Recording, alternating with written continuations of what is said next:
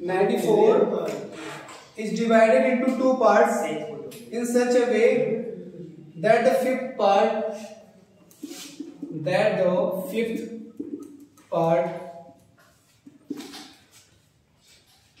of the first part, fifth part of the first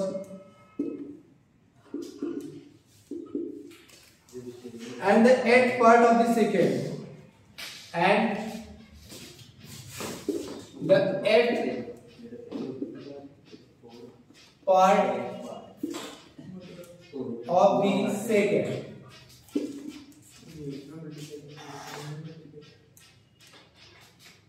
are in the ratio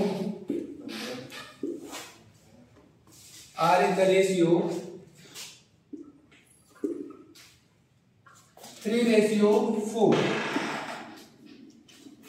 The first part is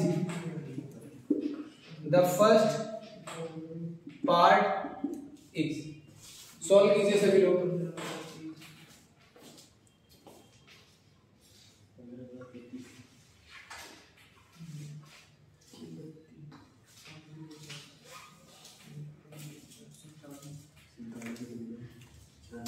तो क्या कह रहा है 94 is divided into two parts, यानी कि 94 को दो भागों में डिवाइड किया गया, ठीक है। In such a way that the fifth part of the first, कह रहा है कि जो पहले पार्ट का फिफ्थ पार्ट है एंड जो सेकेंड पार्ट का एथ पार्ट है वो क्या है 3:4 के रेशियो में, ठीक है। द फर्स्ट पार्ट इज, तो क्वेश्चन के अकॉर्डिंग इसको कन्वर्ट करते जाओ। क्या कह रहा है, किस तरीके से बांटा गया है दो पार्ट में इसको, that the fifth part of the first, यानी कि फर्स्ट पार्ट का कौन सा भाग, पांचवा भाग, fifth part of the first, यानी कि फर्स्ट का जो पांचवा भाग है, पहले पार्ट के कितने टुकड़े किए गए, 5 टुकड़े किए गए, इसका जो पांचवा हिस्सा है वो क्या कह रहा है, and the eighth part of the second का जो एट्थ पार्ट है वो किस रेशियो में है, 3:4 के रेशियो। आया समझ में, फर्स्ट पार्ट का फिफ्थ भाग एंड सेकेंड पार्ट का एट्थ भाग का जो रेशियो है वो 3:4 का, ठीक है।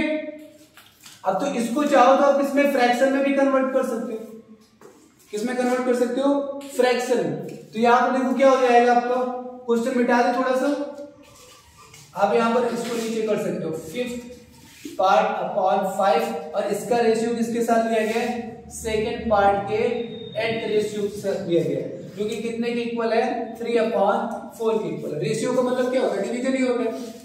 रेशियो का मतलब क्या होता है, डिवीजन। यहां पर भी इसको फ्रैक्शन में कन्वर्ट कर दिया, इसको भी फ्रैक्शन में कन्वर्ट कर दिया, तो 8 का मल्टीप्लाई अब कहां पर होगा, ऊपर होगा, और इसका मल्टीप्लाई यहां होगा। तो यहां पर देखो क्या हो जाएगा, फर्स्ट के साथ किसका मल्टीप्लाई हो रहा है, 8 का, और सेकंड के साथ किसका मल्टीप्लाई हो रहा है, 5 का मल्टीप्लाई हो रहा है, जो कि कितने के इक्वल है, 3:4 के इक्वल। हमको निकालना है फर्स्ट और सेकंड पार्ट का रेशियो, फर्स्ट और सेकंड पार्ट का रेशियो निकालना है। तो ये जो न्यूमेरिक वैल्यू इनको क्या करना पड़ेगा, क्रॉस मल्टीप्लाई करना पड़ेगा दूसरी तरफ। तो ये कितना हो जाएगा, 8 4 जा 32 और ये कितना हो जाएगा, 5 3 जा 15, यानी कि फर्स्ट और सेकंड पार्ट का जो रेशियो निकल के आएगा वो क्या हो जाएगा आपका, 5 3 जा 15 और 8 4 जा 32 हो जाएगा। ये चीज है समझ में, फर्स्ट पार्ट और सेकंड पार्ट का रेशियो क्या हो जाएगा, 15:30। ये तो आपका डिस्ट्रीब्यूशन हो गया, कंपैरेटिव डिस्ट्रीब्यूशन है ना। अब इसको हम क्या करेंगे, इसको 15 यूनिट मानेंगे और इसको 32 यूनिट, दोनों का मिला करके कितना हो जाएगा, 47 यूनिट, और 47 यूनिट का वैल्यू कितना है, 94। तो एक यूनिट का वैल्यू कितना हो जाएगा, 2 हो जाएगा। अब बताइए एक कितना मिलेगा, 15 यूनिट का मतलब हो जाएगा 30 और 32 का मतलब हो जाएगा 64, हो गया टोटल 94। ऐसा समझ में है। यहां पर देखो सबसे जरूरी मैंने बताया कि पहले आप सिंपल रेशियो में उसको कन्वर्ट करो। सिंपल रेशियो में कन्वर्ट करने के बाद यूनिट डिस्ट्रीब्यूशन लगा दो, यूनिट डिस्ट्रीब्यूशन के बाद टोटल है तो टोटल कर दो, किसी एक कोएफिशिएंट का वैल्यू दिया गया तो किसी एक कोएफिशिएंट को डिस्ट्रीब्यूट कर दो, ठीक है। वहां से एक यूनिट का वैल्यू निकालो, फिर पुट करके जो भी पूछ रहे हैं वो आप सॉल्व कर लो। तो पहला पार्ट यहां पर कितने के इक्वल हो जाएगा, 30 के इक्वल हो जाएगा ना।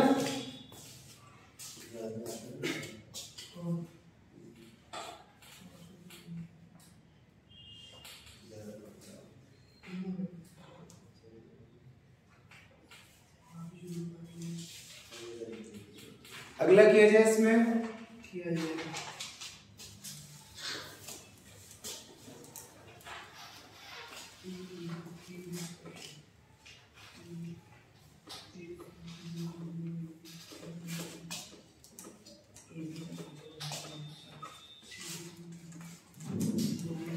नेक्स्ट क्वेश्चन देखिए इसमें 14th नंबर।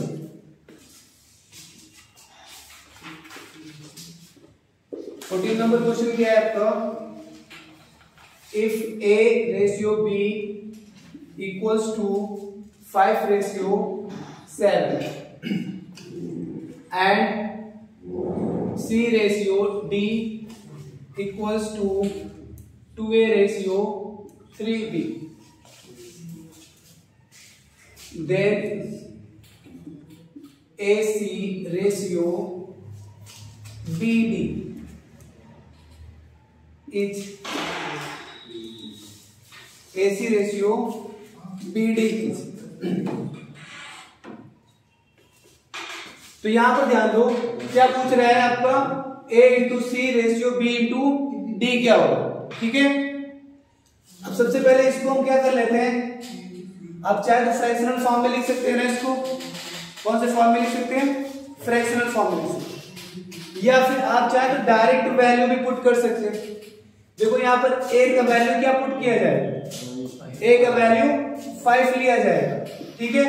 C का वैल्यू क्या लिया जाएगा, C का वैल्यू लिया जाएगा 2A, ध्यान देना, A का वैल्यू 5 हो गया और C का वैल्यू कितना है, 2A है, तो 2 और A का मान कितना है, A का मान है 5, यानी कि C का मान क्या है, 2A के बराबर, यानी कि 10 के बराबर।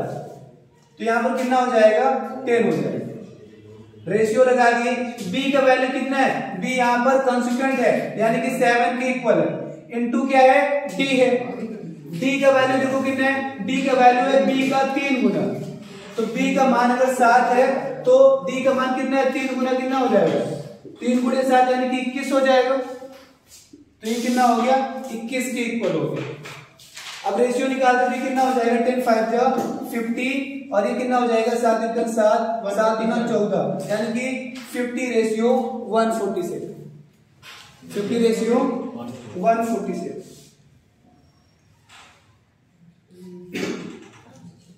आगे बढ़े इसमें,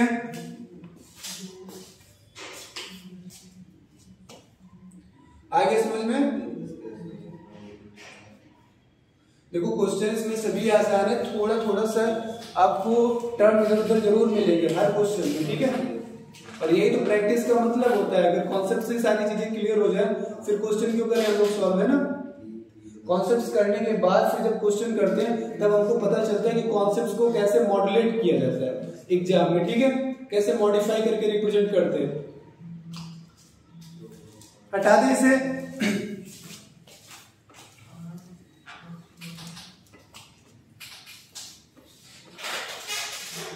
अगला क्वेश्चन देखिए इसमें,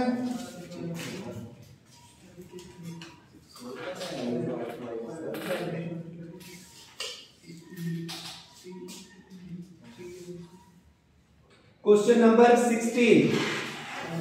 16 क्वेश्चन देखिए, if A ratio B equals to है आपका B रेशियो C, देन आपको सॉल्व क्या करना है, A के पावर 4 रेशियो B के पावर 4, A के पावर 4 रेशियो B के power 4 is equals to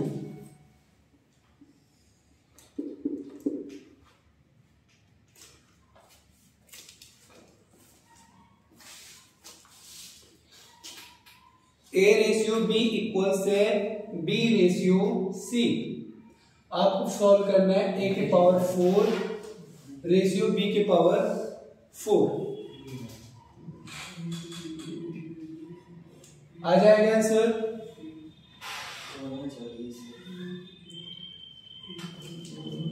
solve कर रहे हैं। देखो पहली चीज तो आप इसको आप चाहो तो फ्रैक्शन में नोट कर सकते हो, ठीक है। इसको हम नोट कर लेते हैं a अपॉन बी, जो कि किसके इक्वल है, b अपॉन c के इक्वल है, ठीक है। फिर क्रॉस मल्टीप्लाई करा लेते हैं तो कितना हो गया भाई, b into b b square हो गया, a इंटू सी ए सी हो गया। यानी कि जहां पर b स्क्वायर है वहां पर हम क्या लिख सकते हैं, ए सी लिख सकते हैं। अब जो सॉल्व करना है हमको वो क्या है, a के पावर 4 रेशियो b के पावर 4 है, b के पावर 4, b के पावर 4 क्या है, b स्क्वायर का स्क्वायर है ना भाई। ये चीज तो हमने गिवन से निकाल ली, गिवन से ये इतना निकाल लिया। सॉल्व हमको ये करना है तो a के पावर 4 रेशियो क्या हो गया, b स्क्वायर का स्क्वायर है, b के पावर 4 होगी, ये हो गया a के पावर 4 और यहाँ पर देखो b स्क्वायर का मतलब क्या होता है, ac। तो इसका भी स्क्वायर करोगे तो क्या हो जाएगा, ac का भी स्क्वायर यानी कि a स्क्वायर c स्क्वायर हो जाएगा, a स्क्वायर c स्क्वायर हो जाएगा। अब a स्क्वायर से आप यहाँ पर a स्क्वायर की वैल्यू को कैंसिल कर सकते हो, तो यहाँ पर क्या बचेगा, a स्क्वायर बचेगा और यहाँ पर क्या बचेगा, c स्क्वायर बचेगा। तो आंसर क्या हो जाएगा आपका, a square c square, second option, ठीक है। a की वैल्यू को पुट कर दो। अब चाहो तो डायरेक्ट भी कर सकते थे भाई। a की वैल्यू क्या पुट की जाती है, a की वैल्यू है आपकी, देखो अगर a के टर्म में लिखेंगे तो a के पावर 4 ही लिख लेते हैं, a के टर्म में अगर लिख रहे हैं a के पावर 4 लिख रहे हैं। और b की वैल्यू देखो यहाँ पर क्या है भाई, a b के इक्वल है, b किसके इक्वल है, c के इक्वल, तो b के पावर 4 को हम क्या लिखेंगे, c के पावर 4। तो ये भी आपका आंसर हो सकता है, a के पावर 4 इक्वल्स c के पावर 4। ये ऑप्शन में, लेकिन ये ऑप्शन में नहीं है, इस वजह से ये वाला अप्रोच लगाएगा। हटा दो इसे।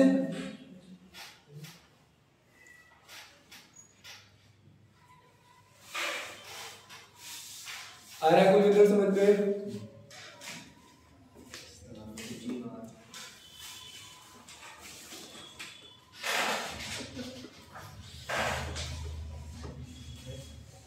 इसी में देखिए 17 number question.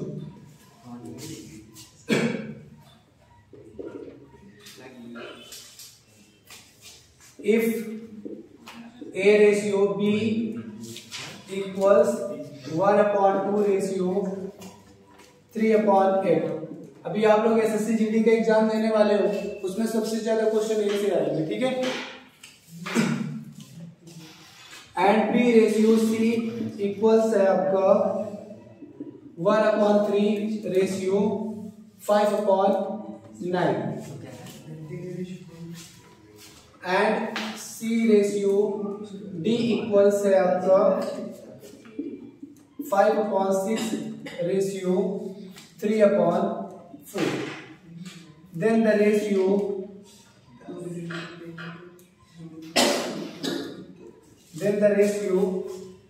a ratio b ratio c ratio d, चारों के एक साथ रेशियो पूछ रहा है, ठीक है। 3 फ्रैक्शनल रेशियो दे करके चारों का क्या पूछ रहा है, सिंपल रेशियो पूछ रहा है। तो सबसे पहले क्या करना है, जो भी फ्रैक्शनल रेशियो इनको किस में कन्वर्ट करेंगे, सिंपल रेशियो में कन्वर्ट करेंगे ना। अब इसको अगर सिंपल रेशियो में आप कन्वर्ट करते हो तो यहाँ पर डिनोमिनेटर को इक्वल करने के लिए इसको भी क्या करना पड़ेगा, 8 बनाना पड़ेगा। अब इसको अगर 8 बना रहे तो कितने से मल्टीप्लाई करेंगे, 4 से, ऊपर भी 4 से करेंगे। अब सिंपल रेशियो निकाल सकते हैं ना, डिनोमिनेटर इक्वल हो गए, इसको क्या कर देंगे, अवॉइड करेंगे। सो a रेशियो b कितना हो जाएगा आपका, a रेशियो b हो जाएगा 4 रेशियो 3, न्यूमरेटर करेंगे ना रेशियो। अब अगर इसको सिंपल रेशियो में कन्वर्ट करते हैं, दूसरा वाला जो रेशियो दिया गया b और c का, तो यहाँ पर देखो b रेशियो c क्या हो जाएगा आपका, यहाँ पर देखो डिनोमिनेटर इक्वल करने के लिए 3 और 9 का एलसीएम 9 हो जाएगा। ये तो 9 ऑलरेडी है, इसको 9 बनाने के लिए 3 से मल्टीप्लाई करेंगे, डिनोमिनेटर इक्वल हो गए, न्यूमरेटर का रेशियो क्या हो जाएगा, एक्चुअल रेशियो हो जाएगा, तो ये हो जाएगा 3:5। यहाँ पर देखो अगर इसको सिंपल रेशियो में कन्वर्ट करते हैं, इसको अगर सिंपल रेशियो में कन्वर्ट करते हैं तो 4 और 6 का एलसीएम लेना पड़ेगा, कितना हो जाएगा 24 हो जाएगा।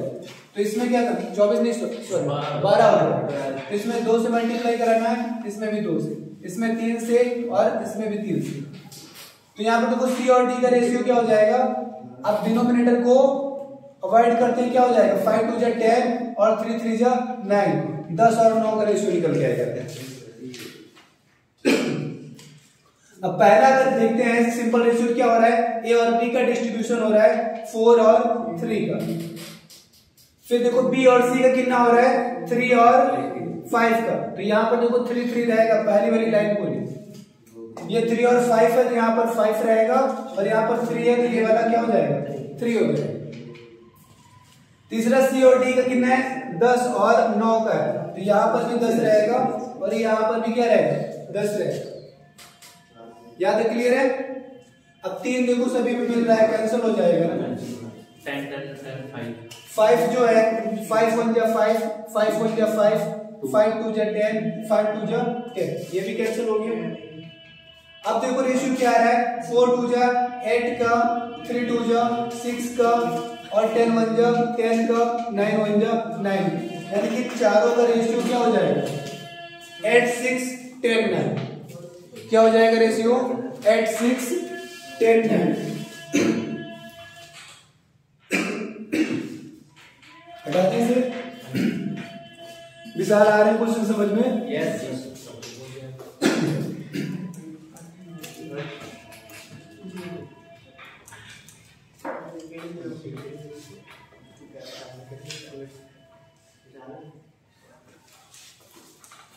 इस सेट पे देखो अगला क्वेश्चन क्या है आपका, 18th क्वेश्चन है आपका, ठीक है 18th number question. If A ratio B ratio C equals है आपका 2:3:4, then ratio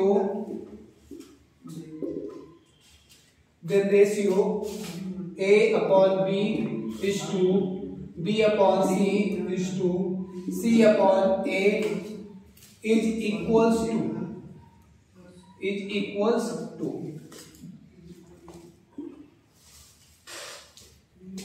यहां पर देखो ABC का सिंपल रेशियो दिया गया है, पूछ क्या रहा है आपको A upon B ratio B upon C ratio C upon A।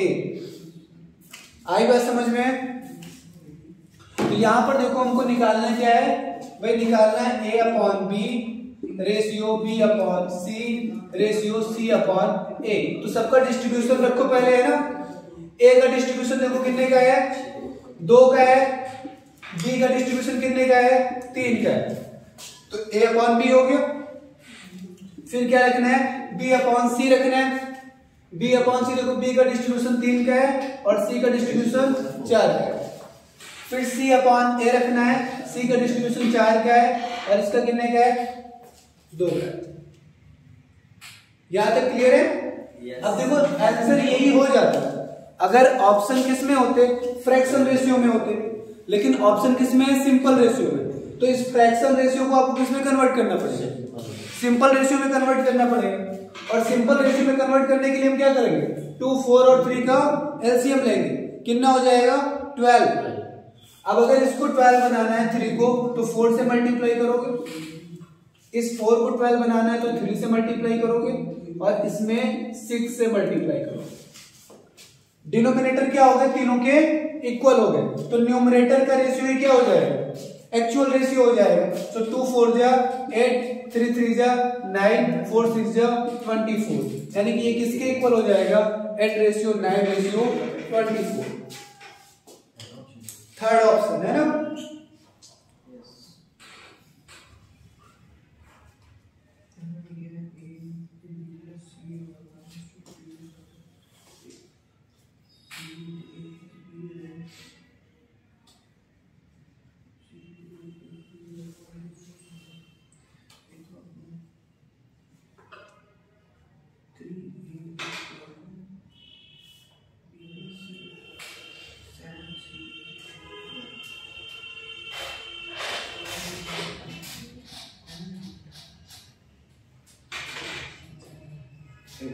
अगला क्वेश्चन देखिए इसमें 20th नंबर है ना, ये हो गया भाई सभी का आगे आंसर।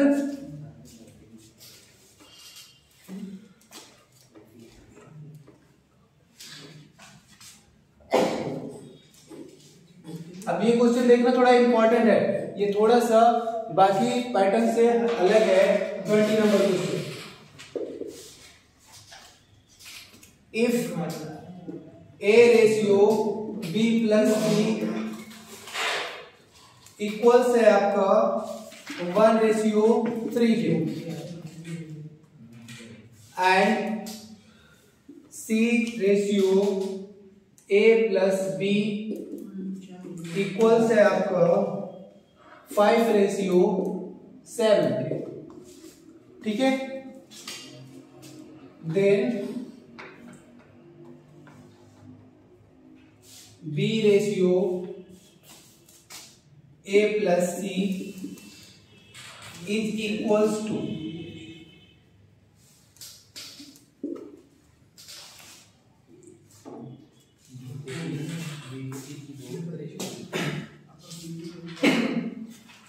नोट हो गया, सभी ने नोट किया क्वेश्चन।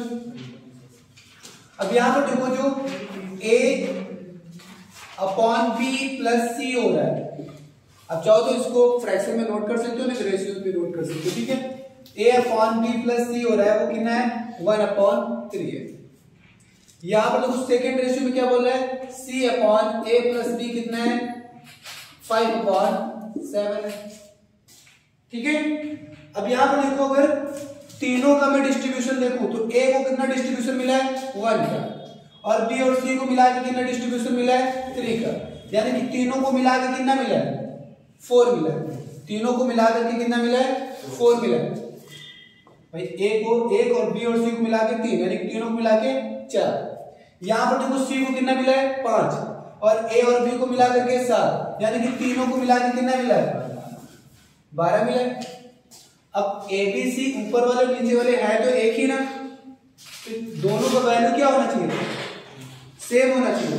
यहां पर तीनों को 4 दिख रहा है, यहां पर तीनों का 12 दिख रहा है, ऐसा तो नहीं पॉसिबल हो सकता है। तो हम क्या करेंगे, ऐसे क्वेश्चंस में हमेशा इन वैल्यूज को क्या किया जाता है, इक्वेट किया जाता है, इक्वल किया जाता है, ठीक है। 4 और 12 को हमको क्या करना है, इक्वल करना है। तो क्या करेंगे, 4 में कितने का मल्टीप्लाई करना पड़ेगा 3 का, यानी कि इस रेशियो में टोटल कितने का मल्टीप्लाई करेंगे हम 3 का करेंगे। तब देखो ये 9 हो रहा है और ये 3 हो रहा है। अब इन तीनों का मान भी कितना आ रहा है 12 आ रहा है, इनका भी कितना आ रहा है 12 आ रहा है। आई बात समझ में। तो इसका मतलब देखो अब ये जो है डिस्ट्रीब्यूशन सही है, यहां पर भी तीनों का वैल्यू कितना है 12 है, यहां पर भी तीनों का वैल्यू कितना है 12 है, यानी कि यहां पर देखो A का डिस्ट्रीब्यूशन कितना है आपका, A और B C का डिस्ट्रीब्यूशन निकालो तो कितना हो जाएगा, A को कितना मिल रहा है 3 मिल रहा है, B को कितना मिल रहा है, B का नहीं पता, C का पता है कितना मिल रहा है, C को मिल रहा है 5। अब देखो यहाँ पर तीनों को मिला करके कितना मिल रहा है 12 मिल रहा है, इसको 3 मिला, इसको 5 मिला, कितना हो गया 8 हो गया। तो किसका बच रहा है, B का बच रहा है, कितना होगा 4, ठीक है। अब वैल्यू किसकी निकालनी, देखो सॉल्व करना है B ratio A plus C को, तो B का रेशियो कितना है 4 है, और A और C का मिला दे तो कितना हो रहा है 3 और 5 8 हो रहा है। तो 4 1 जा 4, 4 2 जा 8, क्या हो जाएगा आंसर आपका 1:2। ये आया समझ में। ऐसे डिस्ट्रीब्यूशन में हम लोग तीनों जब कोफिशिएंट दिख जाते हैं एक साथ, ठीक है, तीनों कोफिशिएंट दिख जाते हैं तो तीनों की वैल्यू इक्वल करने की कोशिश करते हैं, ठीक है, इक्वेट करते हैं। यहाँ पर तीनों का मिलाकर के 4 हो रहा था, यहाँ पर उन्हीं तीनों का मिलाकर के 12 हो रहा है। और जब एक ही टर्म है, वहां पर भी A plus B plus C है, यहाँ पर भी A plus B plus C है, तो दोनों की वैल्यू अलग अलग कैसे हो सकती है। तो हम क्या करते हैं, इसको इक्वल करते हैं, और इक्वल करने के लिए हम क्या करते हैं, इसमें दोनों का एलसीएम लेते हैं। 12 हो रहा था, ये ऑलरेडी 12 है, इसको 12 करने के लिए इसमें 3 का मल्टीप्लाई कराएंगे, यानी कि इसके रेशियो में टोटल में कितने का मल्टीप्लाई होगा 3 का मल्टीप्लाई होगा। आई बात समझ में।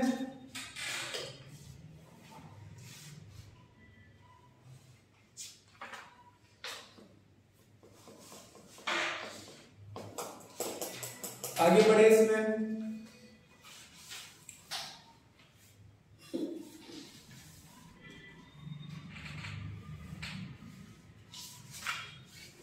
हटा दें। सर इसको क्रॉस मल्टीप्लाई करके नहीं कर सकते? जैसे क्रॉस मल्टीप्लाई करते तो कैसे करते, फिर यूनिट रखनी पड़ती और दो तीन इक्वेशन बनाते लीनियर इक्वेशन, फिर लीनियर इक्वेशन से एलिमिनेट करते, एलिमिनेट करके कोएफिशिएंट की वैल्यू निकालते, फिर तीनों की डिस्ट्रीब्यूटिव वैल्यू निकालते, फिर आप रखते, तो एक लेंथी प्रोसेस हो जाता। 11th-12th में आया होता है तो कर सकते थे, वहां पर अच्छा खासा टाइम रहता है। यहाँ पर हम लोग कोशिश करेंगे कि कैसे उसको आसान कर सकते हैं, ठीक है।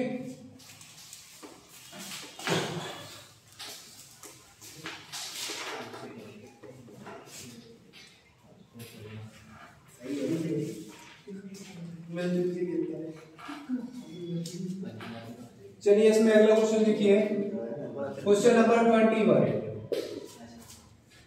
If P ratio Q ratio R equal है आपका 1:2:4 के, देन आपको सॉल्व क्या करना है, then 5p² plus q² plus r²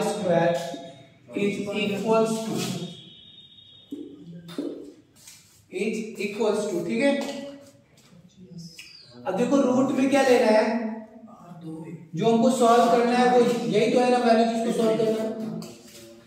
p² का 5 टाइम्स, p² का 5 टाइम्स, तो p यहां पर यही है ना 1 का स्क्वायर किए 1 हो गया, अब उसका 5 टाइम्स लेंगे तो कितना हो जाएगा 5 हो जाएगा।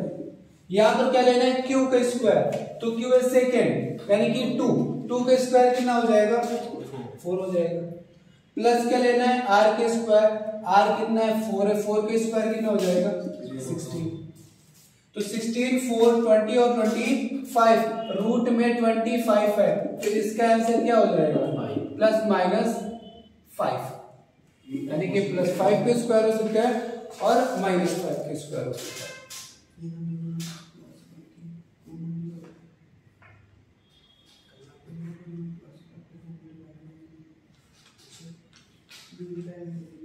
दोनों देते हैं -5 +5, दोनों आंसर हो सकते हैं, लेकिन वो तो ऑप्शन पे डिपेंड करता है ना, +5 दिया कि -5 दिया। -5 के स्क्वायर में 25 होगा, +5 के स्क्वायर में 25 होगा, तो पॉसिबल दोनों है, ठीक है। ऑप्शन में देखो सिर्फ 5 दिया है, यानी कि +5 वाली वैल्यू होती है। हटा दे इसे। नेक्स्ट क्वेश्चन देखिए,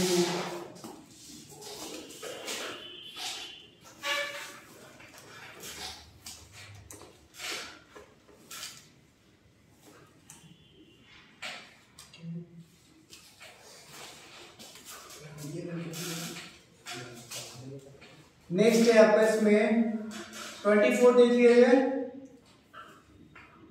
AB और BC का रेशियो दिया गया है। 24th नंबर क्वेश्चन देखिए, थोड़ा आसान है। If A, B, C, if ABC are 3 numbers, if ABC are 3 numbers such that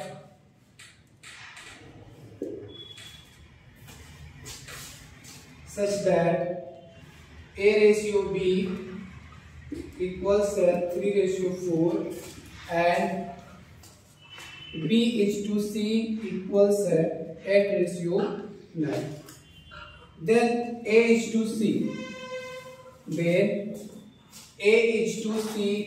is equals to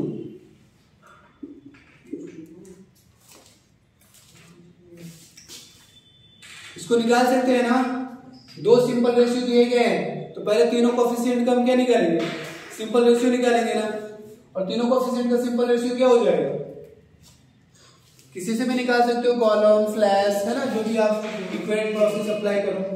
A B C 3 का निकालना है, ये 3 4 का डिस्ट्रीब्यूशन है, इसको भी 4 का डिस्ट्रीब्यूशन दे दो, ये 8 और 9 का डिस्ट्रीब्यूशन है, इसको भी 9 का दे दो, 4 1 जा 4 1 जा 4 4 2 जा 8, क्या हो गया आपका 3 1 जा 3 3 3 जा 9 3 3 जा 9, तो 2 1 जा 2 3 1 जा 3, 3 1 जा 3, क्या आ गया 2 3 3 का रेशियो आ गया ए बी सी का, है ना। आपको निकालना है क्या है, ए और सी का रेशियो निकालना है। तो ए का 2 है और सी का कितना है 3, तो आंसर क्या हो जाएगा 2:3, है ना। इसमें कोई प्रॉब्लम किसी को? भाई दो सिंपल रेशियो दिए गए ए बी का, ए बी सी सर होते 8 आएगा 9 दिएगा। कहां पर 8 और 9 आएगा ना सर इधर 8 आएगा। अच्छा 8 और 9, हां तो सर ये दो रहेगा। बी और सी का 8 और 9 का है, 8 तो यहाँ पर क्या हो जाएगा 8 हो जाएगा, फिर ये 3 नहीं कटेगा, 4 कटेगा। हाँ 4 बन जा 4 बन जा 4 2 जा 8, तो ये कितना हो जाएगा 2 3 जा 6, 8 1 जा 8, 9 1 जा 9। ए और सी का यहाँ पर अब कितना हो जाएगा 6 और 9 का, तो 3 2 जा 6 और 3 3 जा 9, आंसर क्या हो जाएगा 2:3। अगर कोई कैलकुलेशन में मिस्टेक हो जाती है तो बोल दिया करो, है ना। क्योंकि कभी कभी एक्साइटमेंट में जब लोग क्वेश्चन को करते हैं तो गलतियां हो जाती है ना। आगे बढ़े इसमें,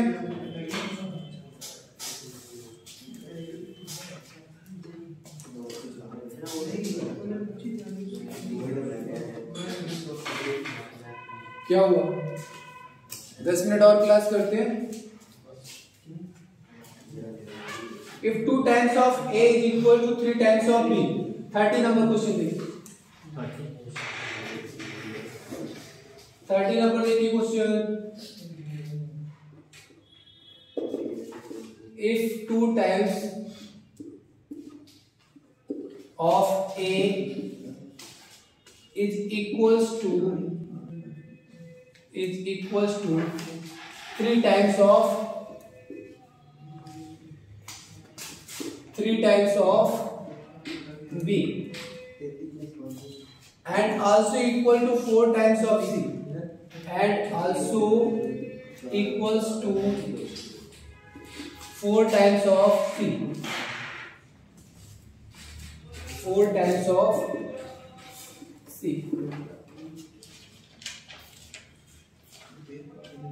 then A ratio B ratio C क्या होगा, है ना। तीनों का रेशियो पूछ रहा है।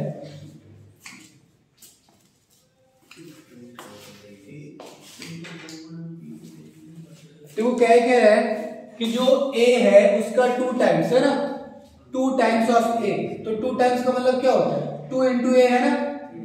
कितना हो जाएगा 2 इंटू A, यानी कि 2A लिख सकते हैं, is equals to 2 times of A is equal to 3 times of B। B के कितने टाइम्स की इक्वल है 3 times. Also equals to 4 times of C, C के कितने टाइम्स की इक्वल है 4 टाइम्स की इक्वल। तो ये मल्टीपल रेशियो हो गया ना, इसको आप सिंपल रेशियो में कन्वर्ट करोगे कैसे, एलसीएम लेकर के, है ना। 2 3 4 का एलसीएम कितना हो जाएगा 12 हो जाएगा, तो 12 से क्या करना है सभी को डिवाइड करना है, 2 6 जा 12, 3 4 जा 12 और 4 3 जा 12। अब सभी के न्यूमरेटर 1 होगा और जो चीज कॉमन होती है सभी में उसको कंपेयर किया जाता है कभी नहीं, तो क्या हो जाएगा डिनोमिनेटर के रेशियो क्या हो जाएगा एक्चुअल रेशियो हो जाएगा। यानी ए बी सी का रेशियो क्या हो गया, ए का 6 हो गया, बी का 4 हो गया और सी का 3 हो गया, 6 4 3।